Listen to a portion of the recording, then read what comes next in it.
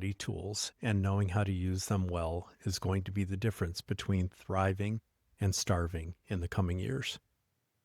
Your access to these tools and a bit of skill will support continuity of things and provide value as a source of income and/or barter. This can range from yard work to appliance repairs. The push for automation and AI, in large part, is due to the demographic and energy crises several developed countries are facing before 2030. These countries are the US, China, Japan, South Korea, and Great Britain, to name a few. Peter Zeihan does an outstanding job articulating this to his readers in the book, The End of the World is Just the Beginning, and to audiences around the world in his keynotes, podcasts, and other interviews. Authors like Strauss and Howe in the book The Fourth Turning and The Fourth Turning is Here affirm what Peter knows, as well as provide additional context in how our demographic generations play a major part in demographic cycles. Peter's not perfect, but he's on the mark when it comes to the key data points in demographics and resources. As my colleague Dr. Chris Martenson is so fond of saying, energy is the economy. The Permian Basin, Eagle Ford, Bakken, Anadarko, Niobrara, Haynesville, and Appalachia regional shale oil fields are beginning to slowly roll over and decline at various rates.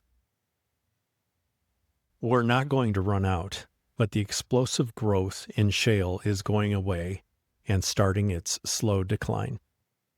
What you're now witnessing geopolitically around the world is a mad scramble for resources.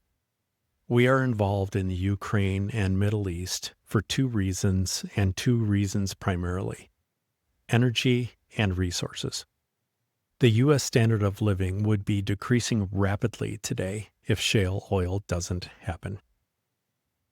Regardless of how you feel about abiotic oil, conspiracies about oil being a commodity of managed scarcity, like diamonds, the fact of the matter is that since energy is the economy, its availability directly affects our standard of living.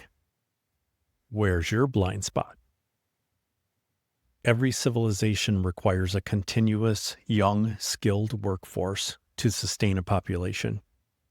If you let your birth rate fall below 2.1 births per childbearing female in your population, you're not even sustaining what population you have.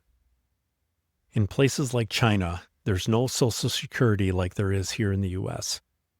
The male children of Chinese families are their Social Security. This is why the one-child policy was such a demographic disaster for China. If a family had a girl, it meant the girl would marry and her obligation would eventually be to her new husband's parents, not her own.